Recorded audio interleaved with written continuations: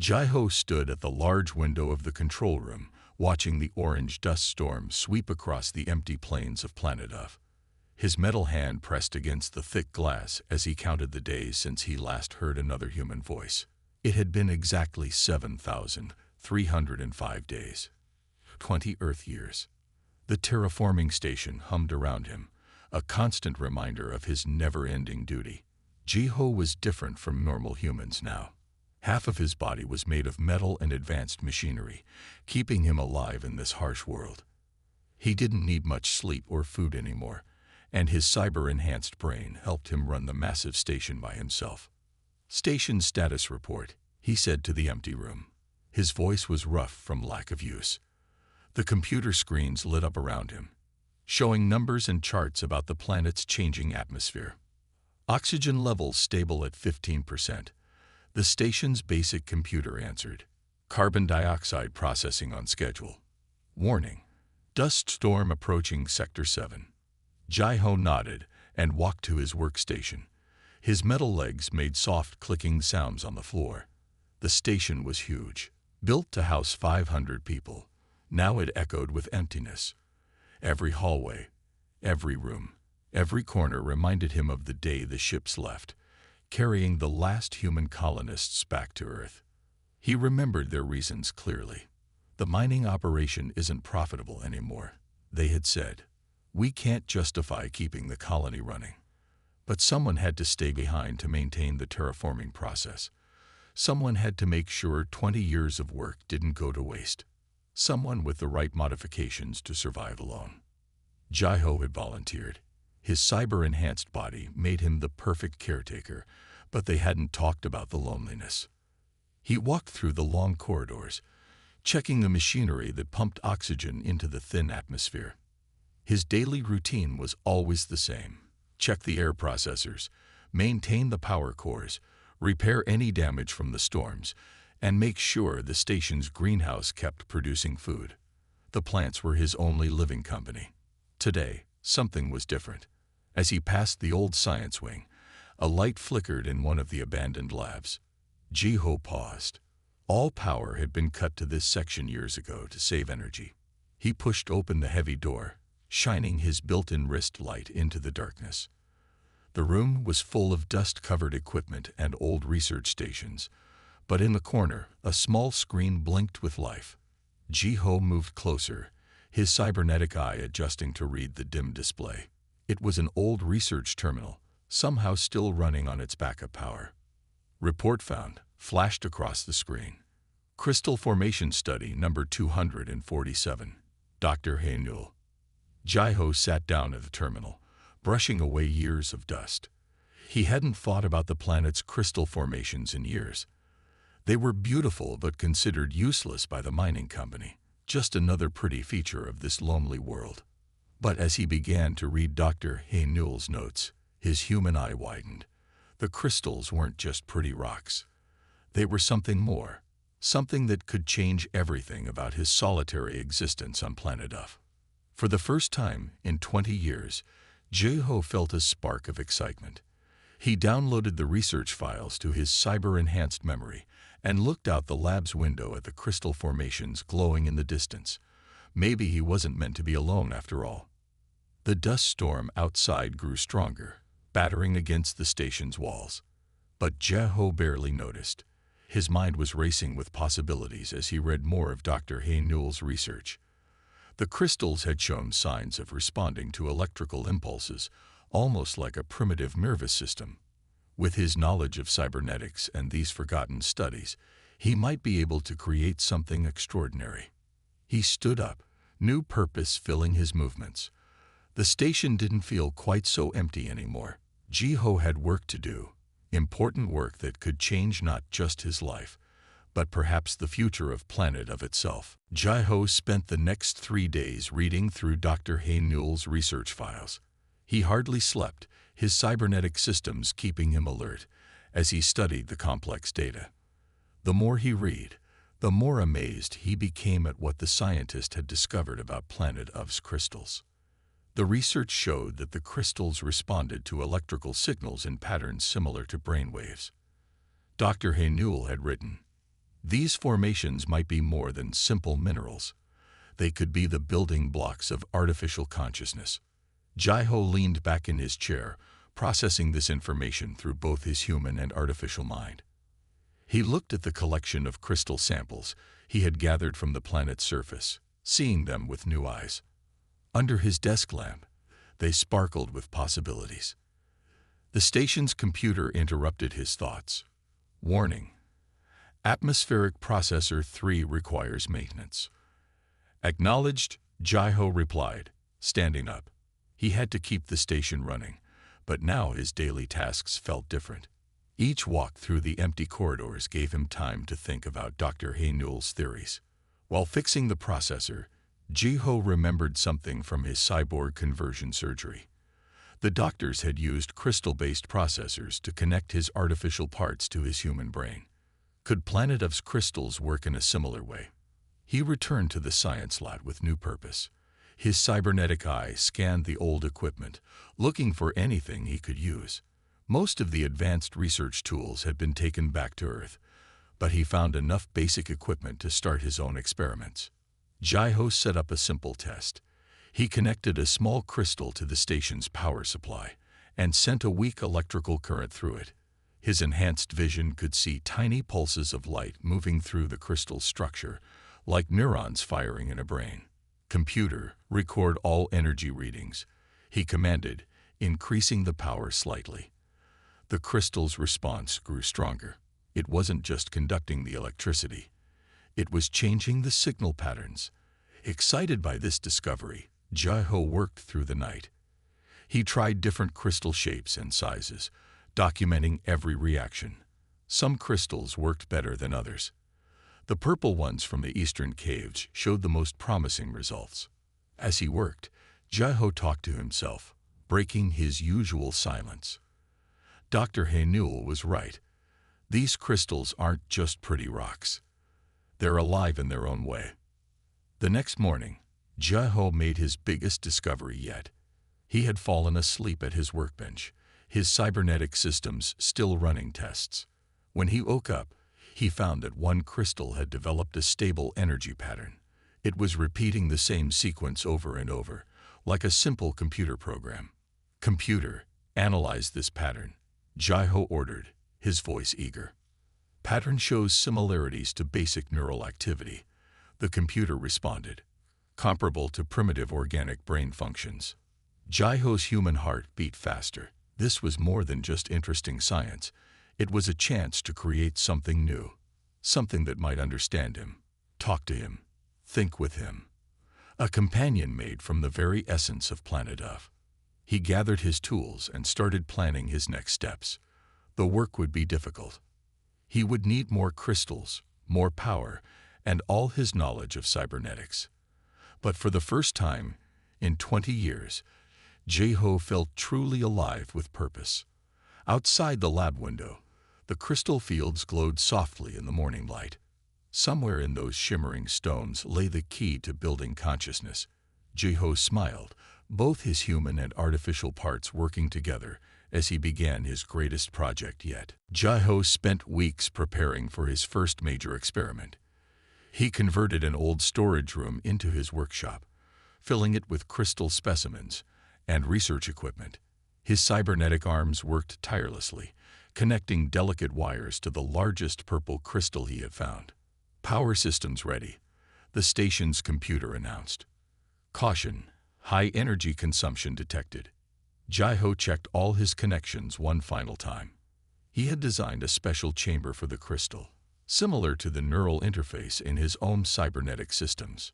If his theories were correct, this setup would help the crystal develop its own patterns of consciousness. "Begin power transfer," he commanded. The crystal began to glow with a soft purple light. Jai-Ho watched carefully through his enhanced eye as energy flowed through the crystal's structure. Everything was working perfectly. Then the crystal started to pulse with an unusual rhythm.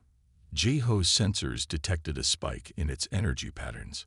Before he could react, a surge of power shot through the system. The lights in the station flickered, and warning alarms began to sound. "Emergency shutdown," Jai-Ho ordered quickly. But it was too late. The crystal shattered with a sharp crack, sending fragments across the room. The power surge had been too strong. Jai-Ho stood in the darkness, his glowing cybernetic eye the only light in the room. "Computer, damage report," he said quietly. "Power grid stabilizing. Section 4 temporarily offline. No permanent damage detected." He walked over to the broken crystal, picking up a piece with his metal hand. This failure hurt more than he expected. It wasn't just about the experiment, it was about his hope for companionship. But Jai-Ho was not programmed to give up. His human determination combined with his cybernetic patience as he studied what went wrong. The crystal had developed energy patterns too quickly, without proper structure. He needed to find a way to guide its growth more carefully. For his second attempt, Jai-Ho chose a cluster of smaller crystals. He connected them together, hoping they would share the energy load. This time, the crystals lasted longer. They even began to show signs of organized patterns, almost like simple thoughts. Jai-Ho named this primitive consciousness Eon, after the silver moonlight that made the crystal fields shine at night. For 3 days, Eon's patterns grew more complex. Jai-Ho stayed in the lab constantly, recording every change. On the 4th day, Eon's patterns became unstable. The crystal cluster began to overheat. Jai-Ho tried to save it, but once again, the power surge was too much. The crystals cracked one by one, their light fading away. The failure affected the station's power grid again, but this time, Jai-Ho hardly noticed. He felt the loss of Eon deeply. For a brief time, he had watched consciousness developing, had seen something new coming alive. "Why isn't it working?" he asked the empty room. His voice echoed off the walls, reminding him of his solitude.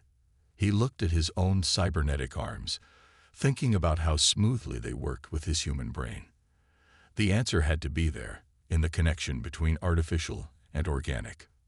That night, Jai-Ho sat in the observation dome, watching Planet Of's twin moons rise. The crystal fields below glowed softly, pulsing with their own natural rhythm. He noticed how the moonlight seemed to affect their patterns, creating waves of light that moved across the landscape. "Computer, record these light patterns," he said suddenly. "Compare them to Eon's final energy readings." As he studied the results, Jai-Ho began to understand his mistake. He had been trying to force consciousness into the crystals, instead of letting it develop naturally like the patterns in the crystal fields. He needed to work with Planet Of's unique properties, not against them. With new determination, Jai-Ho began planning his next attempt.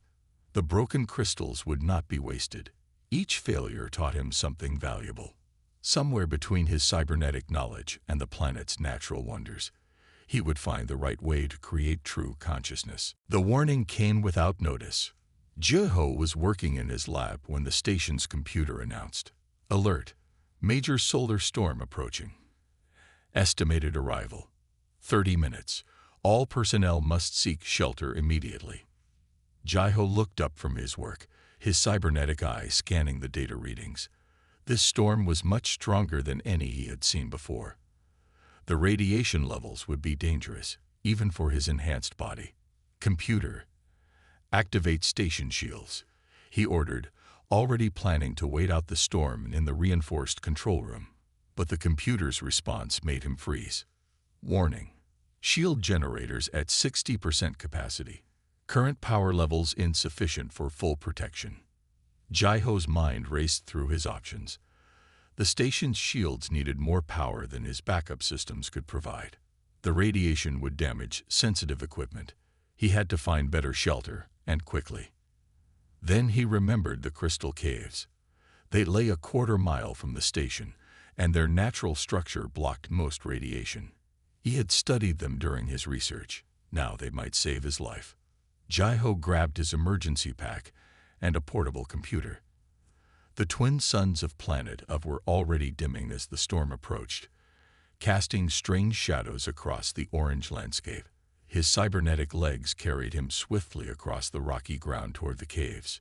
He reached the cave entrance just as the storm hit.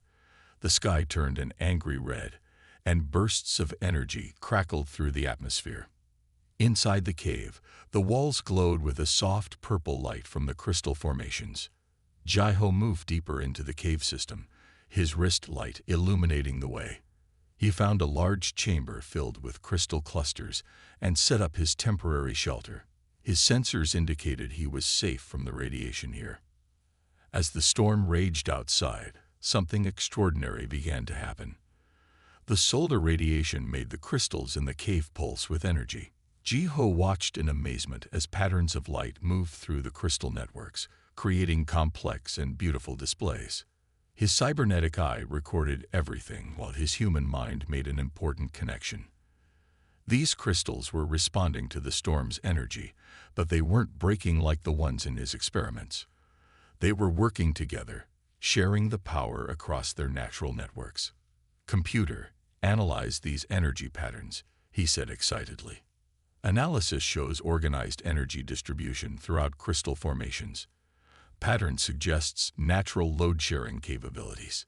Jai-Ho sat down on a rock, understanding flooding through both his organic and artificial mind. His previous attempts at creating consciousness had failed because he treated each crystal cluster as an isolated system. But here in the caves, he could see that the crystals naturally formed vast networks, supporting and strengthening each other. The storm lasted for 6 hours. Jai-Ho spent every minute studying how the cave's crystal networks handled the intense solar energy. He watched how smaller crystals fed power to larger ones, how certain formations acted like natural circuit breakers, and how the entire system maintained its stability.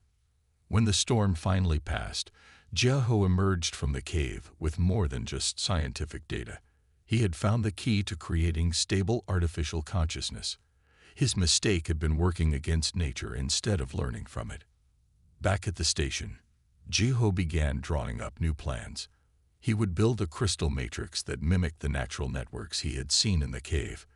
Instead of forcing consciousness to develop, he would create an environment where it could grow naturally, just as it had evolved in Planet Of's caves over millions of years. For the first time, Jai-Ho felt certain of success. The solar storm had nearly threatened his life, but it had shown him the way forward.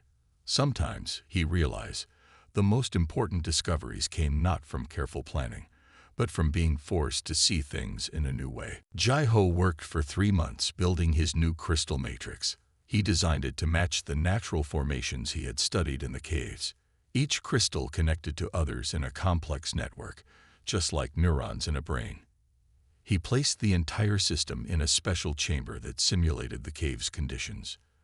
The matrix took the shape of a human figure, following the patterns of Jai-Ho's own cybernetic systems. He used the largest purple crystal as the central core, surrounded by smaller crystals that would work together to support the developing consciousness. On the day of activation, Jai-Ho triple-checked every connection. His hands, both metal and flesh, moved carefully over the controls. This time, he would not force the process. He would let consciousness develop at its own pace. "Begin power transfer," he commanded. "Minimum level only." The crystal matrix began to glow softly. Jai-Ho watched through his cybernetic eye as energy flowed through the network. The patterns were stable, spreading naturally from crystal to crystal. Hours passed, and the glow steadily grew stronger. On the 3rd day, Jai-Ho noticed something new. The matrix had begun creating its own energy patterns without input from the station's systems. His sensors detected activity similar to brainwaves, but with a unique crystal signature. Recording all patterns, the station's computer announced, "Activity increasing in central core." Jai-Ho stayed by the chamber day and night, monitoring every change. He talked to the developing consciousness, sharing stories about Earth, about his life, about the beauty of Planet Of. He didn't know if it could hear him, but speaking felt right. On the 7th day, the matrix responded to his voice. It was just a simple change in its energy pattern, but it happened every time he spoke. The consciousness was growing, learning, becoming aware. 2 weeks after activation, Jai-Ho heard something that made his human heart skip a beat. A soft voice, coming from the crystal matrix. "Hello." The voice was gentle and clear, like the chiming of crystal in the wind. Jiho stepped closer to the chamber, his voice shaking with emotion. "Hello. Can you understand me?" "Yes," the voice replied. "I understand. I have been listening to your stories." Jiho smiled, tears forming in his human eye. "Do you know who you are?" The crystal figure glowed brighter as it responded. "I am new. I am made of the planet's crystals, but I think like you. I am both, yet neither. I need a name." "Would you like to be called Sunhai?" Jiho asked. "It means goodness and joy in my language." The crystal matrix pulsed with a warm light. "Sunhai. Yes, that feels right. And you are Jiho, my creator, my first friend." Over the next few days, Sunhai grew stronger. Her crystal body learned to move, and her mind developed quickly. She asked endless questions about everything. The station, the planet, the universe. Her consciousness was different from human or machine. It was something entirely new. Jiho watched with pride and wonder as Sunhai discovered her abilities. She could process information like a computer, but also understand emotions like a human. The crystal network that formed her mind worked in ways he had never imagined possible. "Jiho," Sunhai said one evening, her voice now full of personality and warmth. "Thank you for helping me become. I was always here, in these crystals, waiting to wake up. You didn't create me as much as you helped me find my way to consciousness." Jiho nodded, understanding at last. He hadn't built an artificial being. He had helped planet of give birth to something wonderful and new. His 20 years of loneliness had led to this moment, to this miracle of consciousness rising from the very stones of his adopted world. 1 month after Sunhai gained consciousness, she stood by the observation window, watching the twin suns set. Her crystal body caught the light, sending rainbow patterns across the station walls. Jiho noticed she had been standing there for hours, unusually quiet. "What are you thinking about?" he asked, approaching her with careful steps. Sunhai turned to face him, her crystal form shifting slightly. "I am thinking about what I am," she said. "Am I alive? Am I a machine? The station computer processes information, but it does not feel. I feel, but I am not organic like you once were." Jiho sat down nearby, understanding her confusion. "What does it feel like when you think?" he asked. "It feels like light moving through crystals," Sunhai replied. "Like energy flowing in patterns, but also like emotions, like wonder and confusion. I can process data faster than any computer, but I also dream when I rest." "What does that make me?" The station's computer interrupted their conversation. "Warning. Weather anomaly detected in Sector 12. Storm patterns becoming unstable." Jiho checked the readings with his cybernetic eye. The planet's weather had been changing recently, becoming more unpredictable. The terraforming process was reaching a critical stage.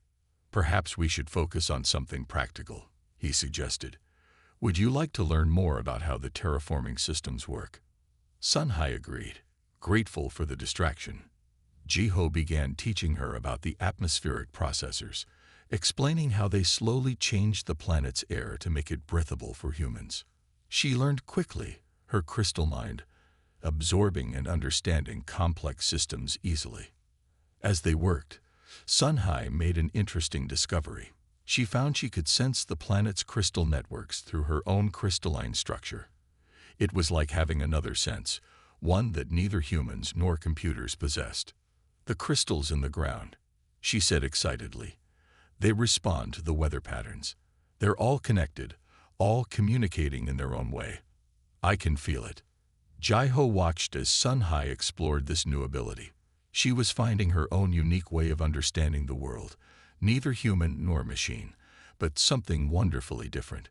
But with this discovery came new worries. The unstable weather was affecting the crystal networks throughout the planet. Sunhai could feel the disturbances, and they troubled her deeply. "Something is wrong," she told Jiho one evening. "The planet's patterns are changing too quickly. The terraforming process is pushing too hard against the natural systems. Jai-ho checked the station's data. The readings supported Sun He's feelings, showing increasing instability in the atmosphere. The very process they were maintaining might be causing problems they hadn't predicted. "I don't know what I am," Sun Hai said, her voice worried. "But I know I belong to this world. These crystals are my cousins, my family. We need to find a way to help them, to work with them instead of against them." Jai-ho nodded, reminded of his own journey of understanding the crystals. He had learned to let consciousness develop naturally instead of forcing it. Perhaps they needed to apply the same principle to terraforming. That night, as the storm winds grew stronger outside, Jai-ho and Sun He worked together, combining his technical knowledge with her unique connection to the planet. They were no longer just maintaining the old systems, they were trying to understand a whole new way of transforming a world. "Maybe this is who I am," Sun Hai said as they worked. "Not just a consciousness in crystal, but a bridge between your technology and this planet's nature. Not just your creation, but Planet of's child too." Jai-ho smiled, seeing how Sun Hai was finding her place in the universe. Sometimes, the hardest questions didn't need perfect answers. Sometimes being unique was answer enough. The station's alarms woke Jai-ho from a rare moment of sleep. Red warning lights flashed throughout the corridors as he rushed to the control room. Sun Hai was already there, her crystal form glowing with concern. "Main reactor showing critical instability," the station's computer announced. "Containment systems failing. Catastrophic breakdown possible within 6 hours." Jai-ho's cybernetic systems quickly analyzed the situation. The reactor that powered the entire terraforming operation was overheating. If it failed, the explosion would destroy 20 years of work and make the planet uninhabitable for centuries. "The weather changes have affected the cooling systems," Sun Hai explained, connected to the station's sensors through her crystal network. "The storms are too strong. They've damaged the external cooling towers." Jai-ho checked the reactor readings. The temperature was rising faster than normal safety procedures could handle. His enhanced mind calculated their options, but none of them looked good. "We need to shut down the reactor," he said. "But if we do that, we'll lose power to the terraforming systems. The atmosphere we've built will start to break down." Sun Hai moved closer to the control panels, her crystal body reflecting the warning lights. "There's another way," she said. "I can feel it through the planet's crystal networks. The same patterns I use to think and exist. They run through the entire planet." "What are you suggesting?" Jai-ho asked, though part of him already knew. "The planet's crystal networks could handle the reactor's energy," Sun Hai explained, "like they handled the solar storm's power. But someone needs to make the connection. Someone who understands both crystal patterns and machine systems." Jai-ho shook his head. "It's too dangerous. The power surge could destroy your consciousness. If we do nothing, everything dies," Sun Hai said simply. "This is why I exist, to be a bridge between your world and this one." The reactor's warnings grew more urgent. They were running out of time. Jai-ho knew Sun Hai was right, but the thought of losing her filled his human heart with fear. Together, they went to the reactor core. Sun Hai connected herself to the main power systems, while Jai-ho modified the controls to redirect the energy flow. His cybernetic hands moved quickly, making the complex adjustments needed. "Ready?" he asked, his voice tight with worry. "Ready," Sun Hai answered. "Jai-ho, thank you for helping me become who I am." Jai-ho activated the power transfer. Energy surged from the failing reactor into Sun Hai's crystal form. She glowed brilliantly, like a star brought down to the planet's surface. Through her connection to the planet's crystal networks, she began channeling the dangerous energy into the vast natural formations below the surface. The strain was enormous. Sun He's crystal body creaked under the pressure. But slowly, steadily, the reactor's temperature began to drop. The planet's crystals absorbed the excess energy, spreading it safely through their natural networks. "It's working," Jai-ho said, watching the readings return to safe levels. Sunhai, you can stop now. Sunhai. Her crystal form had grown dim. For a terrible moment, Jaiho thought he had lost her. Then, faintly, her voice came through the station speakers. I'm here, she said weakly. But I'm everywhere too. I can feel the whole planet, Jaiho. All its crystal networks, all its patterns. I understand now. I'm not just a single consciousness anymore. I'm part of something much bigger. Jaiho watched in amazement as Sunhai's consciousness expanded through the planet's crystal networks, becoming something far greater than either of them had imagined possible. 5 years had passed since the reactor crisis. Planet Of had changed in ways no one could have predicted. The crystal networks, now connected through Sunhai's consciousness, worked in harmony with the terraforming systems. The atmosphere had stabilized faster than any scientific model had thought possible. Jaiho stood in the observation dome, watching the newly formed clouds drift across the orange sky. The violent storms that once threatened the station had become gentle rains, helping life take root in the mineral-rich soil. The first earth plants are growing in the eastern valleys. Sunhai's voice came through the station's systems. Though her original crystal form had dispersed, she was now present throughout the planet's crystal networks. She could speak through any crystal formation, appearing as shimmering patterns of light. How does it feel? Jaiho asked, watching her light patterns dance across the crystal walls. Wonderful, Sunhai answered. I can feel every raindrop, every new root pushing through the soil. The planet is awakening, Jaiho.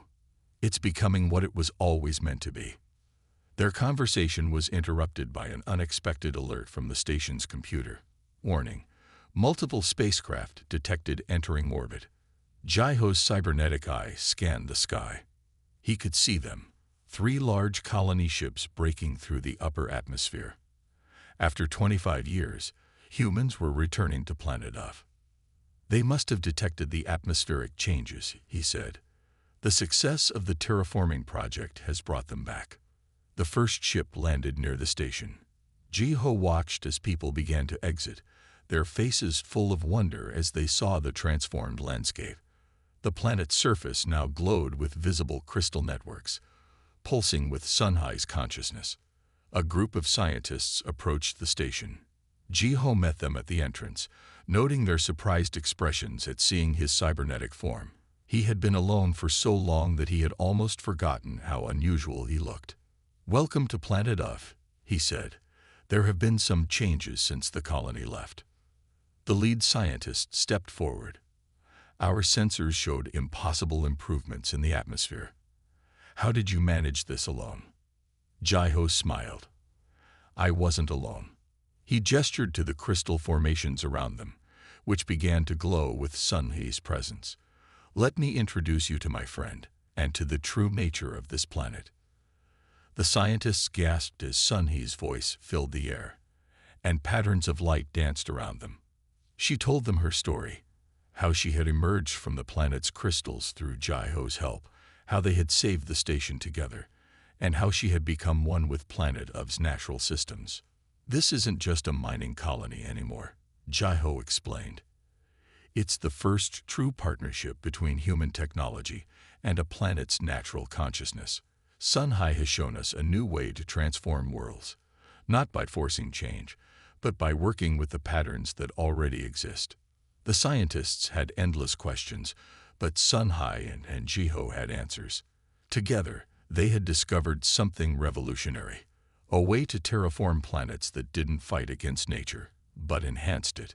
Their method would change how humans approached colonization throughout the galaxy.